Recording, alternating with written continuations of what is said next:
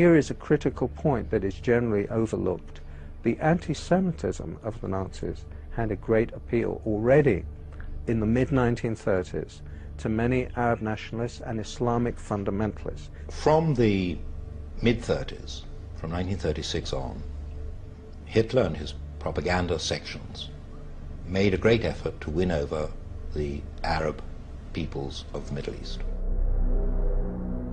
We see that the undisputed leader of the Palestinian Arab national movement of the 1920s, 1930s and 40s, Haj Amin al-Husseini, the Mufti of Jerusalem, was a fervent admirer of Adolf Hitler. The Mufti was one of the founders of the radical Islamic movement, and Hitler saw at once that this man not only could serve his purpose, but wanted to serve his purpose. There is a very important meeting between Hitler and the Mufti of Jerusalem on the 28th of November 1941, of which we have a full protocol.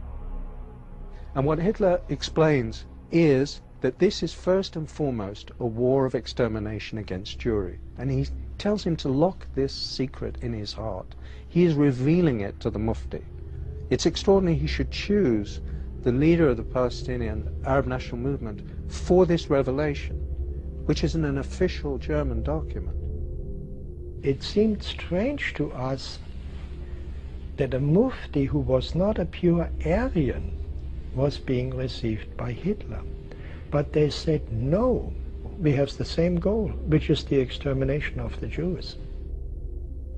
The Mufti was sent to the Balkans, where he raised a Bosnian Muslim SS division. He had several SS divisions, the Handschar division, for example, where they had nominally Croatian officers, but the rank and file of the unit were entirely Muslim, Arab Muslims, and they were bringing them in from all over the world. I was utterly astonished that the Grand Mufti of Jerusalem had raised a Panzer division of Bosnian Muslims to fight along the Waffen-SS.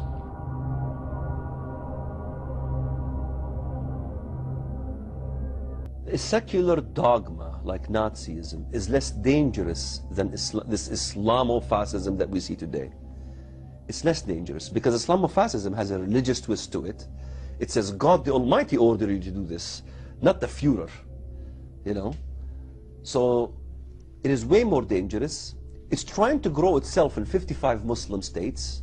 So potentially you could have a success rate of several Nazi Germanys if these people get their way.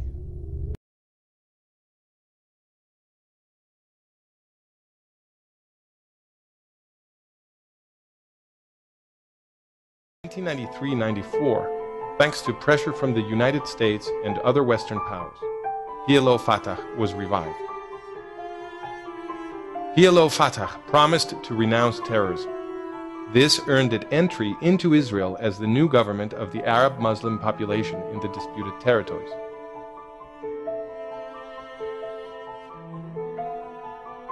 PLO Fatah now called itself the Palestinian Authority. Overnight, terrorism against Israelis quintupled. Even so, the diplomatic process to empower PLO Fatah was sped forward.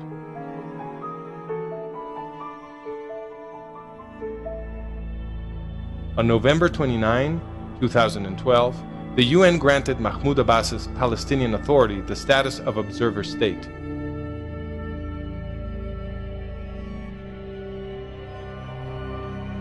This repeats and elevates what the UN did in 1977, when it granted PLO Fatah observer status.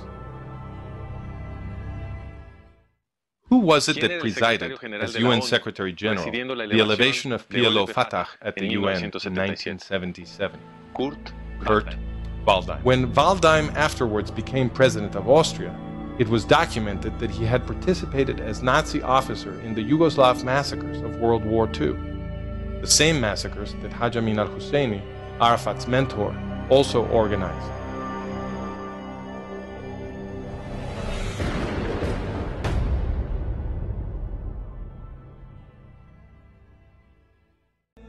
The Muslim Brotherhood of Nazi ally and Husseini ally Hassan al-Banna is gaining power all around Israel, in Tunis, in Libya, in Egypt, in Syria.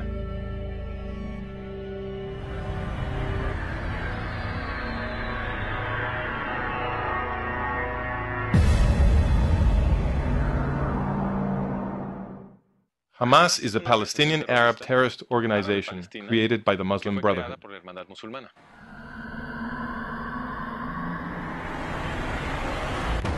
Ever since Israel disengaged from Gaza, the Hamas terrorists have been raining rockets against the Israeli civilian population. Mohammed Morsi, the new president of Egypt, is the leader of the Muslim Brotherhood. He is seeking to join PLO Fatah and Hamas in a common front. Supporting the effort to produce unity, Hamas invited Mahmoud Abbas, leader of PLO Fatah, or the Palestinian Authority, to preside an event in Gaza commemorating Fatah's first attack against Israel. Mahmoud Abbas there celebrated the memory of his mentor, Haj Amin al-Husseini, a leader of the Nazi final solution.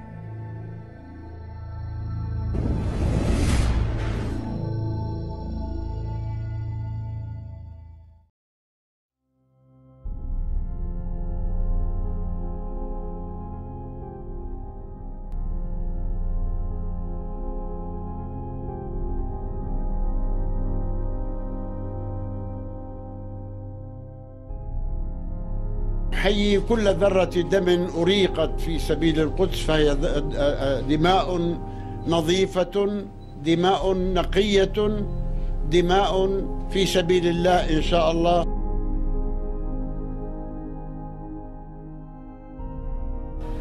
يا أخي في الضفة اطعن، يا أخي في الضفة اطعن، خرافات التلمود في عقولهم.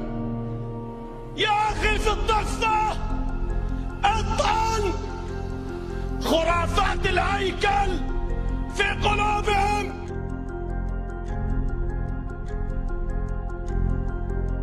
فوفو، ايش بتقولي لشباب الضفة؟ اطعن اطعن اطعن اطعن اطعن.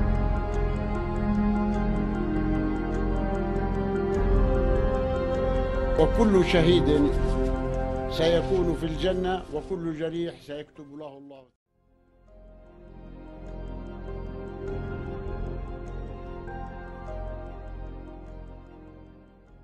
זה הספר, זה הדוקטורט בעצם של אבו מאזן, שנקרא משהו האחר, הפנים האחרות. אדי כהן, חוקר ומזרחן באוניברסיטת בר אילן, שלום וברכה. שלום לך. זה דוקטורט משנת 84, נכון? נכון. מה לך להתעסק בדבר הזה עכשיו? קודם כל זה חידוש אקדמי מדעי. איש לא טרח לקרוא את הספר, כל המזרחנים בישראל לא עסקו בזה, גם בעולם. אף אחד לא קרא אותו, לדעתי. אני בין היחידים שקראו אותו, שהוציאו מאמרים ממנו, שחקרו אותו ושחשפו את כל מה שיש לו. הערבית שלי נורא בינונית, מה כתוב פה? אני אתן לך כותרות. השואה היא מזימה של הציונים ושל הנאצים. של הציונים ושל הנאצים? של הנאצים. ביחד? היהודים, הציונים, שיתפו פעולה עם אדולף היטלר. מדובר במזימה שמי שניסה לחשוף את אותה מזימה הוא המסכן אדולף אייכמן. לכן המוסד חטף אותו מארגנטינה והוצא להורג. מדובר בספר מלא הכחשת שואה, מלא אנטישמיות, זוועתי מבחינתנו. זאת אומרת, זה לא הכחשה אפורה שקורא לבדוק מחדש, אלא ממש סיפורי בדים על השולחן. אין מנהיג ערבי שכתב ספר של הכחשת שואה.